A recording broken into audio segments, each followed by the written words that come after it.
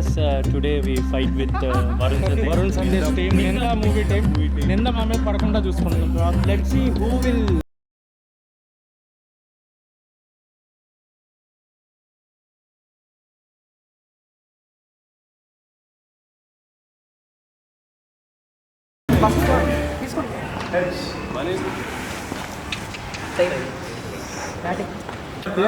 Members 4, 5, 6, 7, 8, 9, 10 Madhu కూడా ఉంటే వాడు బ్లాక్ వేసి ఆడే వస్తాడు మనం కాదు మధు ఇంపాక్ట్ ప్లేయర్ అంటే నిందా ఆన్ 3 1 2 3 నిందా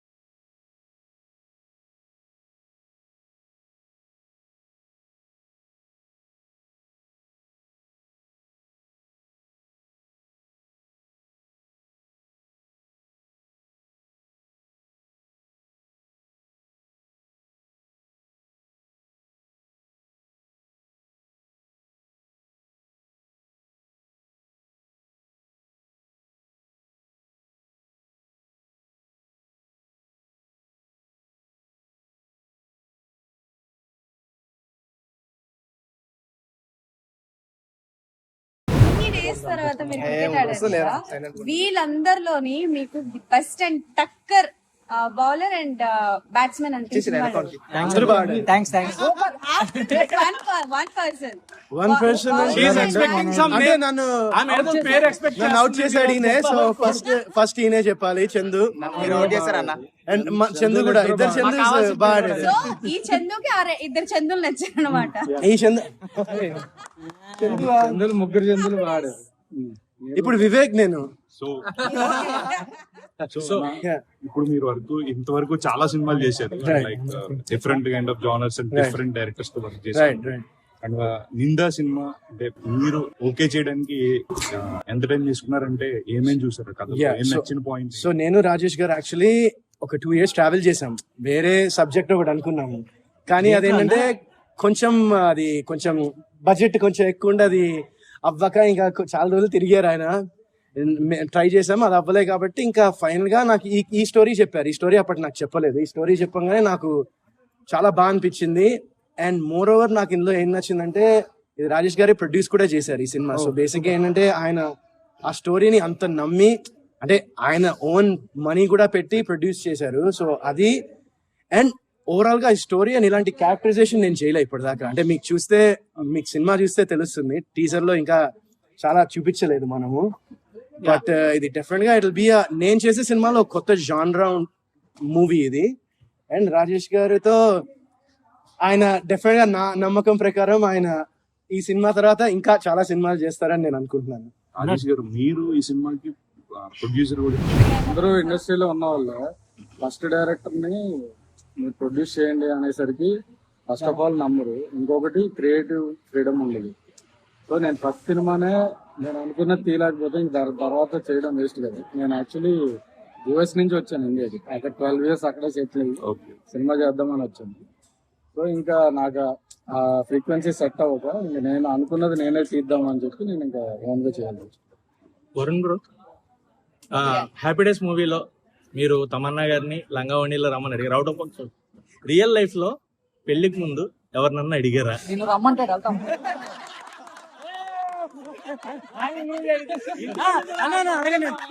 ఒకసారి వేసుకోవచ్చు కదా.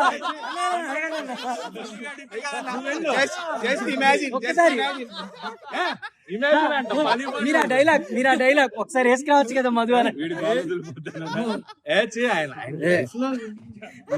లైఫ్ లో అంటే నాకు పెళ్ళయి ఇంకొక 2 నెలల్లో 8 ఏళ్ళు అవుతుంది. చాలా హ్యాపీగా ఉన్నాను నేను లైఫ్ లో. ఏమన్నా బడ్జెట్ ఇష్యూస్ కోసం ఒకవేళ సమ్ క్రైసిస్ అనిపిస్తే మీరు ఏమన్నా పెట్టడం జరిగింది? పెట్రోల్ ఈ సినిమాకి నేను మనీ అయితే పెట్టలేదు. బట్ రాజేష్ గారు చెప్తారు, నాకు ఒక పెద్ద ఇంజరీ అయింది ఈ సినిమా చేసినప్పుడు. అది రాజేష్ గారు చెప్తారు. టైర్ అయింది. యాక్చువల్లీ అంతకు ముందు వేరే సినిమా షూట్ చేస్తున్నప్పుడు ఎపిసోడ్ లో టైర్ అయింది.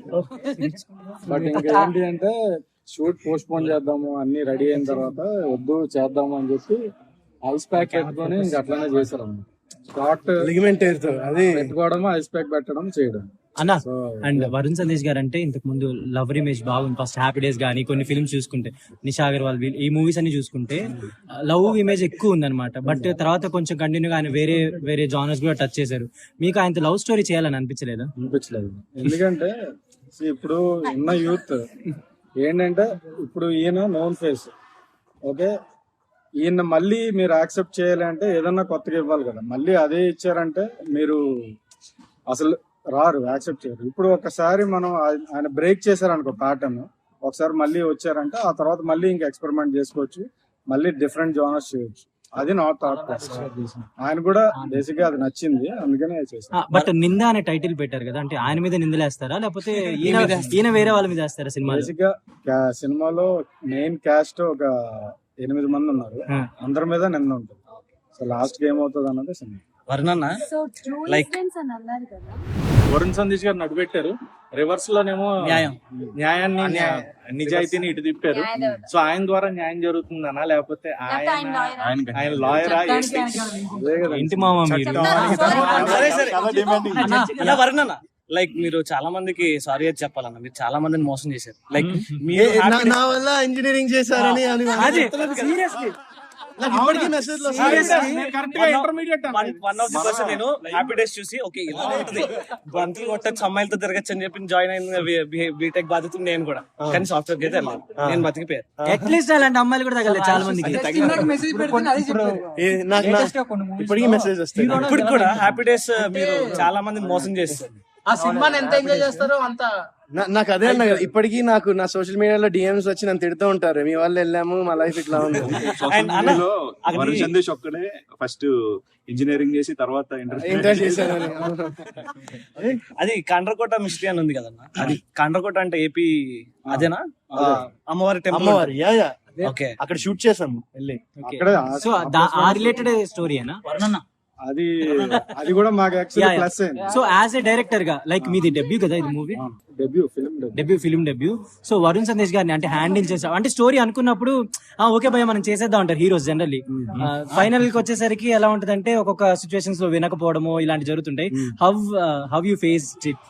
ఎలా అనిపించింది వరుణ్ సందేశ్ గారు? బాగా స్పాయిల్ చేశారు నన్ను. నెక్స్ట్ సినిమాకి కష్టం అవుతుందేమో, ఎందుకంటే ఒకే ఒక్క క్వశ్చన్ అడిగారు ఫస్ట్ నుంచి లాస్ట్ దాకా, మ్యూజిక్ డైరెక్టర్ ఎవరు అంతే.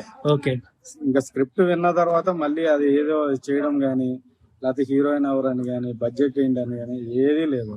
టైం అంటే టైం ప్రాపర్ గా జరిగింది. ఇప్పుడు ప్రమోషన్ లో కూడా చూస్తున్నారు కదా, ఇయర్స్ నుంచి ఎప్పుడు రాలేదు ప్రమోషన్ కి. ఇంత యాక్టివ్ గా మన సినిమాకే వస్తున్నారు అంటే ఈయన కంప్లీట్లీ నమ్మారు సినిమాని. ఇన్స్టాగ్రామ్ డిపి చూస్తే కూడా మన సినిమా డిపి ఉంటుంది.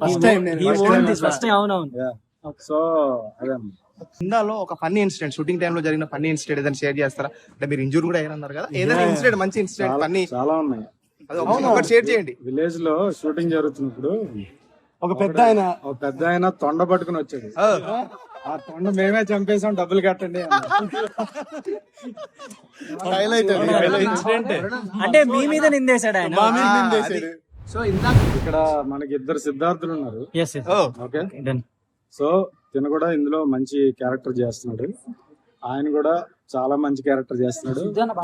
అండ్ ఈ మూవీలో వరుణ్ గారు క్యారెక్టర్ పక్కన పెడితే చాలా మంది థియేటర్ యాక్టర్స్ ఉన్నారు. అండ్ కాస్టింగ్ కూడా ఇతను మంచి యాక్టర్ కాకపోతే మంచి రోల్ పడలేదా అని మనకు అనిపిస్తూ ఉంటది కదా, అలాంటి వాళ్ళందరికీ ప్రాపర్ గా క్యారెక్టర్స్ పడినాయి అనమాట. అంటే కాస్టింగ్ కి సినిమా ఎలా ఉన్నా సరే I'm very proud of casting. చాలా టైం తీసుకుని ప్రాపర్ గా చేశాను. నెక్స్ట్ సినిమా చూసిన తర్వాత అరే బాగా క్యాస్ట్ చేశారు ఆ సినిమాలో అనేది అయితే ఖచ్చితంగా చెప్తాను. సో ఇద్దరిపై కూడా ఉందా నిందా? ఒకసారి అడగండి, ఇలా చెప్తారు. చెప్పండి. ఓన్లీ క్రైమ్ అండ్ సస్పెన్స్ లాగా రొమాన్స్ ఏమైనా ఉందా? ఇలా జానరా కాదు సినిమా, జానరా కాదంటే మళ్ళీ వేరే సినిమా. ఇది ఏంటంటే ఇది complete content based movie. And ఇప్పుడు నాకు డైరెక్టర్ గారు చెప్పినట్టు మాది యుబాయ్ వచ్చి సెన్సర్ వాళ్ళు ఒక్క అబ్జెక్షన్ కట్ ఇయ్యలేదు మూవీకి. So it's very neat and very ఏంటంటే you can watch it with అందరూ ఫ్యామిలీస్, చిన్న పిల్లల నుంచి పెద్దవాళ్ళకి అందరూ చూడొచ్చు. Very neat film with good content. ఒక చిన్న కాన్సెప్ట్ ని ఎంగేజింగ్ గా చూపించడానికి ట్రై చేసిన ప్రయత్నం ఈ సినిమా. సో తప్పకుండా నాకు తెలిసి అయితే మీకు నచ్చుతుంది అనుకున్నా. And I'm pretty confident about this film. కాబట్టి నేను రాజేష్ గారికి ఫస్టే చెప్పాను, సార్ నేను ఈ సినిమా వరకు 100% నేను ప్రమోషన్ కి మీరు ఏం చెప్తే అది చేస్తాను కూడా చెప్పాను. ఎందుకంటే నాకు ప్రోడక్ట్ మీద నాకు సాటిస్ఫాక్షన్ ఉంది. ఫస్ట్ ఆఫ్ ఆల్ నేను ఎందుకంటే చాలా నాకే తెలుసు, నాకు కొన్ని సక్సెస్ఫుల్ ఫిల్మ్స్ తర్వాత కొన్ని బ్యాడ్ సినిమాలు చేశాను. నేను ఏంటంటే నేను 100% ఒప్పుకుంటా, కొన్ని సినిమాలు బ్యాడ్ సినిమాలు చేసా. అది ఏ విషయం అనేది ఆ తర్వాత మనం మాట్లాడుకోవచ్చు. కానీ కొన్ని సినిమాలు నాకే తర్వాత చూసిన తర్వాత సినిమాలు నాకే సాటిస్ఫాక్షన్ అనిపించలేదు కొన్ని సినిమాలు. బట్ ఈ సినిమా మాత్రం నేను గర్వంగా ఈ సినిమా చేశానని నేను నా ఫ్యామిలీ అందరికి చెప్పుకోవచ్చు. సో అలాంటి ఒక సినిమా అయితే నేను చేశాను. చాలా గ్యాప్. దీని తర్వాత అయినా సరే కంటిన్యూ ఫిల్మ్స్ చేస్తారా? సో నెక్స్ట్ మూవీ మళ్ళీ ఆగస్ట్ లో ప్లాన్ చేస్తున్నాం. అది కూడా ఇంకొక 1 week లో కాపీ రెడీ అయిపోతుంది. దాని తర్వాత ఒకసారి చూసి ఇంకేమైనా ఉంటే కరెక్షన్స్ చేసుకుని. ఇప్పటి వరకు మీరు అందరు సాఫ్ట్ మూవీస్ అండ్ ఇప్పుడు నెక్స్ట్ మూవీ చూడండి. అసలు నేను చూసారు ఆల్రెడీ లుక్. ఆ లుక్ చూస్తే ఖచ్చితంగా షాక్ అయితే రాబోరా ఫస్ట్ ఇంకా గ్యాప్ అయితే ఉండదు. మాస్ యాంగిల్ ని టచ్ చేయాలి. నెక్స్ట్ మీరు నెక్స్ట్ మూవీ చూడండి, ఇంకా టైటిల్ అనౌన్స్ చేయాలి. నాకు అసలు అనౌన్స్ నాకు చెప్పేయాలి కానీ అది మా ప్రొడ్యూసర్ ఫీల్ అవుతారు ఆయన. పాన్ ఇండియా మూవీస్ అంటుంటారు కదా, దానిపై మీ ఒపీనియన్ ఏంటంటే దీన్ని కూడా పాన్ ఇండియా? నాకు ఇప్పుడు బేసిక్ గా ఏమనిపిస్తుంది అంటే అండి, లైక్ యూనో ఇప్పుడు పాన్ ఇండియా అంటే ఇప్పుడు సినిమా అనేది ఇట్స్ లైక్ బికమ్ ఒక సినిమా అని అయిపోయింది ఇప్పుడు పాన్ ఇండియా. ఇప్పుడు మనందరం మలయాళం సినిమాలు చూస్తాము, తమిళ సినిమాలు చూస్తాము, కన్నడ సినిమాలు చూస్తున్నాము. ఇప్పుడు ఏంటంటే డిఫరెంట్ ప్లాట్ఫామ్స్ లో ఈ లాంగ్వేజెస్ అన్ని వచ్చేసిన తర్వాత ఈజీ అయిపోయింది కనెక్ట్ అయిపోవడానికి. సో కాంటెంట్ బాగుంటే ఖచ్చితంగా అందరూ చూస్తారు. అండ్ సార్ కూడా, ఇది రాజేష్ గారు కూడా ఈ సినిమాని వేరే లాంగ్వేజెస్ లో ఓటీటీలో డబ్ చేద్దామనే ప్లాన్ లోనే ఉన్నారు బేసిక్. ఓకే, మల్టీ స్టారర్ తీస్తే అంటే మీకు అంటే మల్టీ స్టారర్ లో ఎవరు కాంబినేషన్ ఉంటే అంటే మీకు పర్ఫెక్ట్ గా ఉంటుంది అనుకుంటారు? అంటే డైరెక్టర్ గారు ఆప్షన్ కూడా తీసుకుందాము, మీరు ఏం చెప్తారు? మల్టీ స్టారర్ ఆయన అడిగండి, ఇది బాగా చెప్తారు ఆయన. ఆప్షన్ ఇద్దరు తీసుకుంటారు. మొన్న ఒక ఇంటర్వ్యూలో చెప్పాను, ఏదండి సిద్ధార్థ్ గారు మీరు బ్రదర్స్ గా okay, right right right right. కొంచెం సిమిలర్ ఫేస్ కట్స్. కానీ అమ్మాయి కోసం ప్రాబ్లం వద్దు ఇద్దరికి. అప్పుడు ఇద్దరు హీరోయిన్ పెడతాం. మీ డ్రీమ్ ప్రాజెక్ట్ అంటే ఏదైనా అంటే ప్రతి మనిషికి ఒక ఇన్స్పిరేషన్ లేదంటే ఒక డ్రీమ్ ప్రాజెక్ట్, డ్రీమ్ రోల్ ఉంటుంది. డిఫరెంట్ జానర్స్ ఆఫ్ మూవీస్ ఉన్నాయి కాబట్టి మీకు ఏ జానర్ ఇష్టము అండ్ మీ డ్రీమ్ రోల్ ఏదైనా ఉంది అంటే? More than dream role, dream genre కన్నా ఇప్పుడు నేను ఒక 2 సినిమాలు బ్లాక్ బస్టర్ తర్వాత ఇన్ని సినిమాలు లైక్ యూనో అంత ఆ సక్సెస్ అవ్వని సినిమాలు చేశాను కాబట్టి నాకు డ్రీమ్ సినిమా ఏంటంటే సినిమా రిలీజ్ అయిన తర్వాత జనాలు చూసి ఆ సినిమా బాగుందని చెప్తే నేను ఫస్ట్ అప్పుడు నేను అది ఆలోచించచ్చు. అప్పటిదాకా నాకు బ్లాక్ బస్టర్ తర్వాత మేము మెయిన్ గా ఎక్స్పెక్ట్ చేసిన మరో చరిత్ర. చాలా ఎక్స్పెక్ట్, ఇండస్ట్రీ మొత్తం ఎక్స్పెక్ట్ చేసాం. అవునవును, అది మరో చరిత్ర, అది చాలా ఎక్స్పెక్ట్ చేసాము మేము కూడా. మేబీ అంటే నాకు ఆ సినిమాకి వచ్చేసరికి ఏమనిపిస్తుంది ఆ టైటిల్ మరో చరిత్ర అని పెట్టేసరికి ఫస్ట్ ఆఫ్ ఆల్ ఎక్స్పెక్టేషన్స్ అనేవి బాగా అట్లా వెళ్ళిపోతుంది. సాంగ్స్ మంచి హిట్ అయ్యాయి, సో దాంతో ఎక్స్పెక్టేషన్స్ పెరిగిపోయాయి. బట్ అదే వేరే టైటిల్ పెట్టి చేసి ఉంటే అదే సినిమా మేబీ ఆడేదేమో అనిపిస్తుంది నాకు. మేబీ ఆ టైటిల్ పెట్టడం అనేది bar rose the bar very high. అన్న ఇప్పుడు ఇద్దరు సిద్ధార్థులు వాళ్ళ ఒపీనియన్ చెప్తే బాగుంటుంది. మీరు చెప్పండి మీ ఎక్స్పీరియన్స్. అంటే ఫస్ట్ ఆఫ్ ఆల్ ఆ డైరెక్టర్ గారు మీకు స్టోరీ నరేట్ చేసినప్పుడు ఏమనిపించింది, ఏ పాయింట్ మీకు బాగా నచ్చింది? ఫస్ట్ ఆఫ్ ఆల్ ఏంటంటే చిన్న బ్యాక్గ్రౌండ్ చెప్పాలి. అరుణ్ అని ఇంకొక యాక్టర్ ఉంటాడు, he also played a very important role in this film. He won't play cricket అంటే వేరే షూట్ లో. సో ఆ అబ్బాయి ఈ మూవీకి ఏడీగా చేశాడు, plus he was also looking after casting. So నా ప్రొఫైల్ ఈయనకి ఫస్ట్ చూపించాను, దాని తర్వాత వెళ్ళాను ఆడిషన్, అదంతా జరిగిన తర్వాత రోల్ ఫైనల్ అయిందని చెప్పారు. సో ఆయన నాకు స్క్రిప్ట్ ఇచ్చారు. సో ఫస్ట్ ఆఫ్ ఆల్ అది నాకు నచ్చింది, ఎందుకంటే చాలా మందికి తెలిసే ఉంటుంది స్పాట్ లో సీన్ పేపర్ ఇస్తారు కదా జనరలీ. ఫస్ట్ ఆఫ్ ఆల్ ఆయనకి యాక్టర్స్ మీద ట్రస్ట్ ఉంది, రైట్. సెకండ్ ఏంటంటే ఒక స్క్రిప్ట్ ఇస్తే నాకు అర్థం అవుతుంది నేను ఇప్పుడు ఈ డైలాగ్ ఎందుకు చెప్తున్నాను అనేది, ఒక ఆర్క్ తెలుస్తుంది కదా.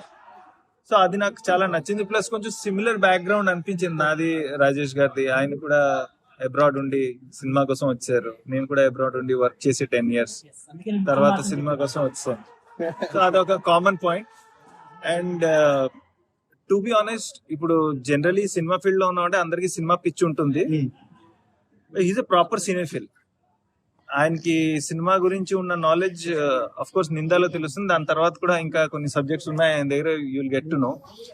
సో నేను కూడా సినిఫిల్ కాబట్టి సినిఫిల్ అట్రాక్ట్ చేస్తుంది ఎనీ టైం, రైట్. ఇలాంటి డైరెక్టర్స్ తో వర్క్ చేయాలని ఎప్పటి నుంచే నేను అనుకున్నాను. అఫ్ కోర్స్ నేను ఆల్రెడీ వర్క్ చేశాను కొంతమందితో, they are all great directors. But ఇక్కడ ఎక్కడో సింక్ అయింది. So he gave us the freedom in a way. So అది నాకు చాలా బాగా నచ్చింది actually. So coming to Varun garu, so ఈయన obviously well known reputed actor, right. So ఈయనతో ఫస్ట్ వర్క్ చేసే ముందు మాకు కూడా యాజ్ అన్ యాక్టర్ మాకు అనిపిస్తుంది కదా, హీరో వచ్చాడు, so how you know it is a fact. So ఉంటది. సో మేము ఎలా మాట్లాడాలి, మేము ఏదైనా మాట్లాడితే ఈయన ఫీల్ అవుతాడు, అవన్నీ ఉంటాయి కదా. But he was so chill, right. Spoil చేశారని ఏం లేవు, రియల్లీ చిల్. సో అందుకే కంఫర్టబుల్లీ మాకు కూడా పర్ఫార్మ్ చేయడానికి ఛాన్స్ దొరికింది, because he was so accommodative, right. So అదే ఒకటి నాకు అనిపించింది. ప్లస్ ఇందాక రాజేష్ గారు ఆల్రెడీ చెప్పారు, నేను షాక్. ఈయన మెమరీ, పెద్ద పెద్ద డైలాగులు ఈయనకి సీన్ పేపర్ ఇస్తారు, ఆయన టక టక టక టక చెప్పేస్తారు. అది మీరు ఇన్ఫాక్ట్ మూవీ చూసినప్పుడు కూడా మీకు అర్థం అవుతుంది, చాలా లాంగ్ ఇవి ఉన్నాయి. So that I really like about him, that he's a very committed actor. Obviously అది నేను చెప్పాల్సిన అవసరం లేదు, everyone knows. But with that quality that he's very friendly.